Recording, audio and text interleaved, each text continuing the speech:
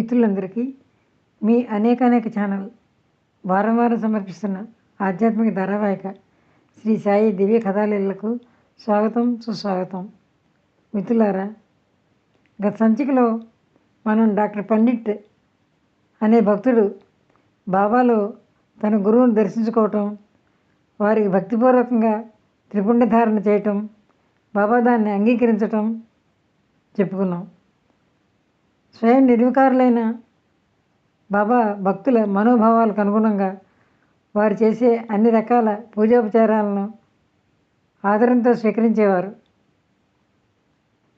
అదేవిధంగా సిద్దిక్ ఫాల్కే అనే ముసల్మాన్ మక్కా మదీనా మొదలైన యాత్రలన్నీ చేసుకుని చివరిగా సాయి దర్శనార్థం షిరిడీ వచ్చాడు. 9 నెలలు గడిచిపోయినా అతనికి బాబా దర్శనం కాలేదు. బాబా దర్శనం చేసుకుని ఆయన దగ్గర కాసేపు కూర్చోవాలని అతని కోరిక. కానీ అది తీరలేదు సరే కదా, మసీదులో అడుగు కూడా పెట్టనిచ్చేవారు కాదు బాబా. అతను చూస్తూనే కోపంతో ఉద్రేకంతో అతని మీద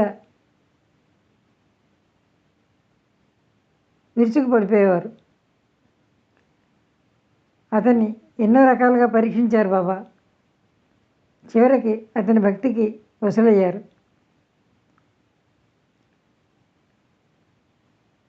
అతన్ని ఏ విధంగా అనుగ్రహించారో ఆ విషయాలన్నీ మనం చెప్పుకున్నాం.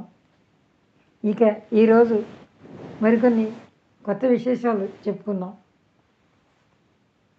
బాబాకు ఎవరి యందు మిత్రులు శత్రువులు అన్న భావం లేదు. రాజైనా పేదైనా వారికి సమానమే. కొందరి పట్ల అత్యంతమైన ప్రేమ, కొందరి పట్ల అనాసక్తత, నిరాదరణ, విరక్తి ఉన్నట్టు కనిపించినప్పటికీ సర్వత్రా సంభావమే వారి యందు ఉండేది. సత్పురుషులు భక్తులపైన ప్రేమ వలన వారి కోసం తపన పడతారు. వారి రక్షణ కోసం తమ పుణ్య సంచయాన్ని ఖర్చు పెడతారు. భక్తుల కోసం కొండలు గుట్టలు ఏ అడ్డు తగిలినా లెక్క చేయక వాటిని దాటి వారిని రక్షిస్తారు. అజ్ఞానం వలన, మూర్ఖత్వం వలన, అమాయకత్వం వలన పరమార్థం ఏమిటో తెలియక భార్యాబిడ్డలతో ధన సంపాదనలో మునిగి తేలేవారిని దయతో చూస్తారు. అటువంటి అమాయకులను కరుణిస్తారు. అయితే దేవుడికి విముఖంగా ఉన్న వారి పట్ల మాత్రం వారి అభిమానాన్ని, గర్వాన్ని అణిచివేస్తారు.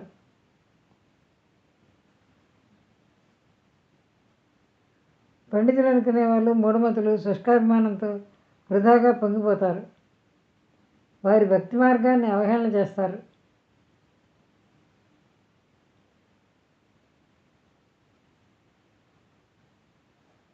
జ్ఞానగర్వంతో మదోన్మత్తులై భక్తి మార్గానికి అడ్డు తగులుతారు. వారికి తరించే మార్గం కనపడదు. అమాయకులు, అజ్ఞానులు అనుకునేవారు విశ్వాసం ఆధారంతో భవభయ సంకటాల నుండి తేలిగ్గా విముక్తులవుతారు. శాస్త్ర పండితుల చిక్కులు మాత్రం ఎవరూ విడదీయలేరు. సత్పురుషులందు విశ్వాసం ఉంచితే అజ్ఞానులకు అజ్ఞానం నిరసనమవుతుంది. జ్ఞానాభిమానులకు సంశయాలు తొలగిపోయి సద్భావం కలుగుతుంది.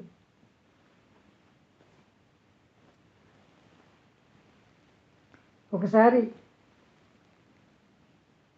ఒక వ్యక్తికి దైవ నిర్ణయానుసారం షిరిడీ వచ్చి బాబాని కలుసుకునే అసామాన్యమైన భాగ్యం లభించింది.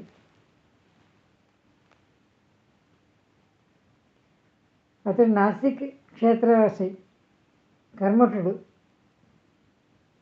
కులాచారాలను నిష్ఠగా పాటించేవాడు, నిత్యాగ్నిహోత్రి. అతని మూలే శాస్త్రి అంటారు. మూలే అనేది అతని ఇంటి పేరు. కేవలం పూర్వపుణ్య బలంతో అతను షిరిడీకి వచ్చాడు.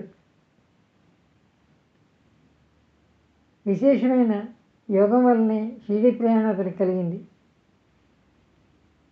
షిరిడీ ప్రయాణ లాభం కలిగి అక్కడ అతనికి తన గురువు గారి దర్శనమైంది. అతని సంకల్పం వేరుగా ఉంది. కానీ జరిగింది వేరు.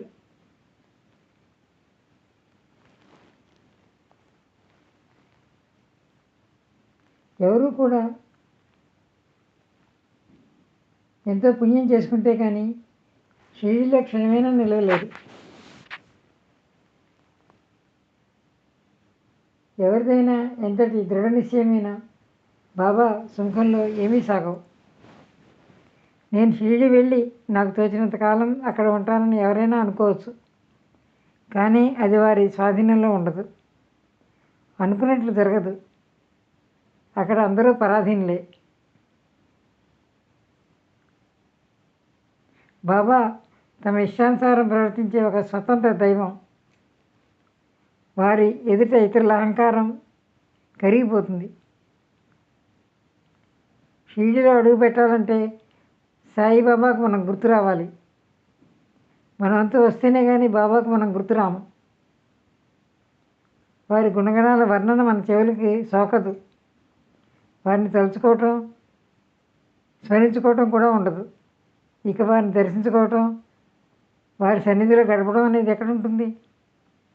అనేకులు సాయి సమర్థుడి దర్శనానికి వెళ్ళాలని సంకల్పించుకున్నా కానీ సాయి నిర్వాణ పర్యంతం వారికి ఆ యోగం కలగనే లేదు. ఏవో అడ్డంకుల వల్ల ప్రయాణాలు కాలయాపన జరిగిపోయాయి. బాబా సమాధి చెందారు. బాబా ప్రత్యక్ష దర్శనాన్ని భాగ్యాన్ని పోగొట్టిన వారు, పశ్చాత్తాపడిన వారు ఎందరో ఉన్నారు. అయితే బాబా సచరిత్ర విన్నా, కథలను చదువుకున్నా విన్నా, విశ్వాసం ఉంచి భక్తి శ్రద్ధలతో వాటిని పారాయణ చేసుకుంటే బాబా యొక్క దర్శన భాగ్యం కొంత కలిగినట్టే ఉంటుంది. దీనికి తగిన విశ్వాసం మాత్రం ఉండాలి.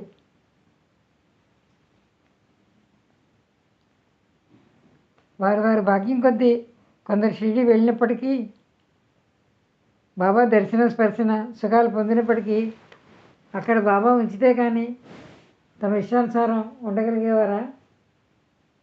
బాబా ఉంచాలి కానీ. ఎవరైనా తాము తలిచినట్టుగా వెళ్ళి అక్కడ ఉండాలనుకున్నా ఉండలేరు. బాబా అనుమతి ఉండాలి. అనుమతి ఉంటేనే ఉండగలరు. వెళ్ళిపోమంటే తిరిగి వెంటనే వెళ్ళిపోవాల్సిందే. కాకా మహాదేవి అనే భక్తుడు ఒకసారి ఒక వారం రోజులు షిరిడీలో ఉండాలన్న కోరికతో ముంబై నుంచి వచ్చాడు. అది కృష్ణ జన్మోత్సవం వేడుక జరుగుతోంది. సావిడ అందంగా అలంకరించారు. భక్తులు సావిడిలో చక్కగా ఆనందంగా నృత్యం చేస్తున్నారు. బాబా ఎదుట ఉయ్యల కట్టబడి ఉంది. ఆ గోకులాష్టమి పండుగ వైభవాన్ని ఆనందంగా కళ్ళారా తిలకించాలని కాక ఆ శుభ సందర్భాన్ని ఎంచుకుని మరీ షిరిడి వచ్చాడు. మొదట బాబా దర్శనానికి వెళ్ళి నమస్కరించుకున్నాడు.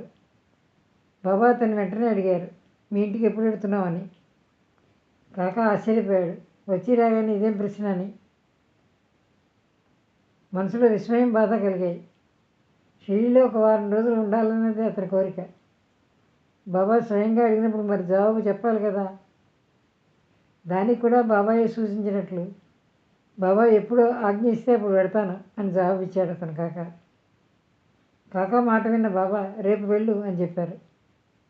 ఇది బాబా ఆజ్ఞ. కాకా వారి ఆజ్ఞను శిరసావహించి వారికి పాదాబంధన చేసి కృష్ణాష్టమి అంటే పండుగ రోజే వెనక్కి తిరిగి ఇంటికి బయలుదేరాడు. చిత్రం, ఊరు చేరుకుని కార్యాలయానికి వెళ్ళి చూడగా అక్కడ అతని యజమాని కాకా ఎప్పుడు తిరిగి వస్తాడా అని అతని రాక కోసం నిరీక్షిస్తున్నాడు. ఆకస్మికంగా అక్కడ పనిచేసే గుమాస్తాకు జబ్బు చేయటం వల్ల ఆ యజమానికి కాకా యొక్క అవసరం తప్పనిసరి అయింది. అందువల్ల వెంటనే అతన్ని షిరిడి వదిలిపెట్టమని ఉత్తరం కూడా రాశాడు. కాకా షిరిడి నుంచి బయలుదేరిన తర్వాత ఆ ఉత్తరం అక్కడికి వచ్చి తిరిగి కాకా ఇంటికి వచ్చి చేరింది.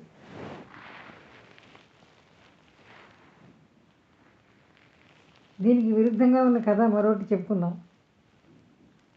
మనకు మన శ్రేయస్సు ఏమిటో తెలియదు, కానీ బాబాకు అది స్పష్టంగా తెలుసు. ఒకసారి నాసిక్లో బాబుసాహెబ్ ధుమాల్ అనే పేరు గల ప్రసిద్ధిగాంచిన ప్లేడర్ ఉన్నాడు. అతడు బాబా యందు భక్తి ప్రేమ ఎక్కువ. కేవలం బాబా దర్శనం కోసం షిరిడి వచ్చాడు. అతి త్వరగా దర్శనం చేసుకుని బాబా పాదాలకు వందనం చేసుకుని విభూతిని వారి ఆశీస్సులను తీసుకుని వెంటనే తిరిగి వెళ్ళిపోవాలని అతని ఉద్దేశం. ఎందుకంటే ధుమాల్ వెళ్ళే దారిలో నిఫాడ్ అనే ఊళ్ళో అతనికి ఒక కేసుకు హాజరు కావాల్సిన అవసరం ఉంది. అందువల్ల అతని ఆలోచన అలా ఉంది. కానీ బాబాకు ఉచితానుచితాలు తెలుసు. అందువల్ల ధుమాల్ తిరిగి వెళ్ళిపోవడానికి అనుమతి అడిగితే వారు అతనికి అనుజ్ఞ ఇవ్వలేదు. అలా అనుమతి స్పష్టంగా ఇవ్వకుండా అక్కడ ఒక వారం రోజులు ఉంచేశారు అతన్ని. కేసు వాయిదా పడింది. అలా 3 సార్లు జరిగింది. ధుమాల్ను అక్కడ వారం పైగా ఉంచేశారు. వాయిదా రోజున అక్కడ న్యాయాధీశునికి అస్వస్థత కలిగింది. కేసు వాయిదా పడింది. ఆ సమయం ధుమాలకు సార్థకమైంది. సాయి యందు విశ్వాసం ఉంచినందుకు అతనికి సాయి సాన్నిధ్యం లభించింది. ఏ ప్రయాస లేకుండానే సాయి సన్నిధిలో వారం రోజులు గడపగలిగాడు. తర్వాత ఒక శుభ సమయాన్ని ధుమాలకు వెళ్ళడానికి ఆజ్ఞ లభించింది. సాయి యొక్క ఈ విచిత్ర లీలా విశేషంతో అన్ని పనులు చక్కగా జరిగాయి. అలా కేసు 4 నెలలకు వాయిదా పడి నడిచింది. 4 న్యాయాధీశులు మారారు. చివరకు ధుమాలకు విజయం లభించింది.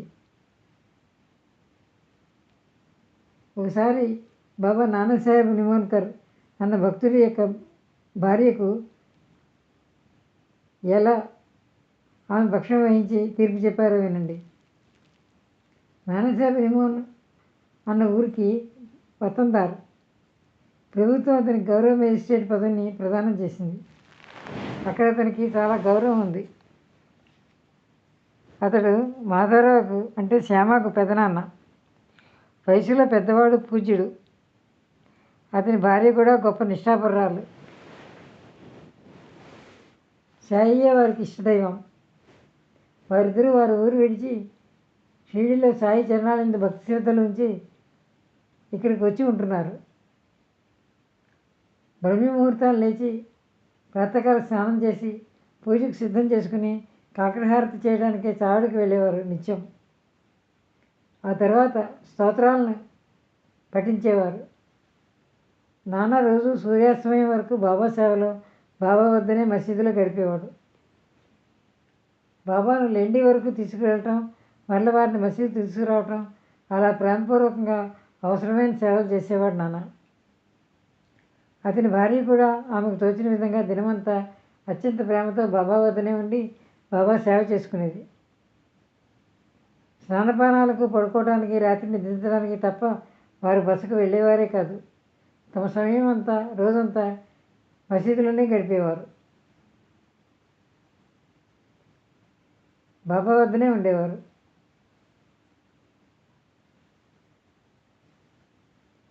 ఒకసారి వారి స్వగ్రామంలో అబ్బాయికి అస్వస్థతగా ఉందని తెలిసింది. అందువల్ల నాన్న భార్య బైలాపూర్కి వెళ్ళాల్సి వచ్చింది. అక్కడికి బయలుదేరటానికి బాబాను సంప్రదించింది. అలవాటు ప్రకారం బాబా అనుమతి తీసుకుని ఈ విషయం భర్తకు చెప్పింది.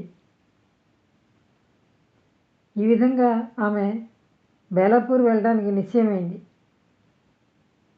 అయితే నాన్న బైలాపూర్ వెళ్ళి అబ్బాయిని చూసి రేపే తిరిగిరా అన్నాడు.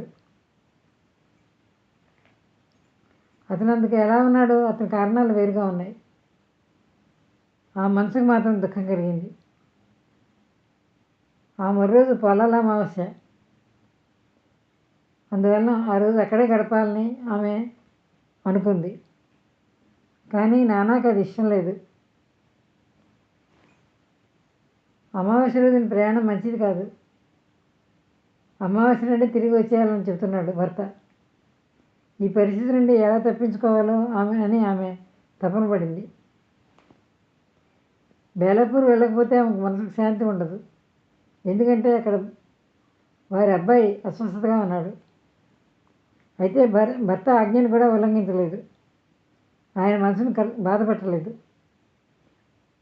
సరేనని బేలాపూర్ వెళ్ళి మరుసటి రోజు తిరిగి రావడానికి సిద్ధమై ప్రయాణమైంది.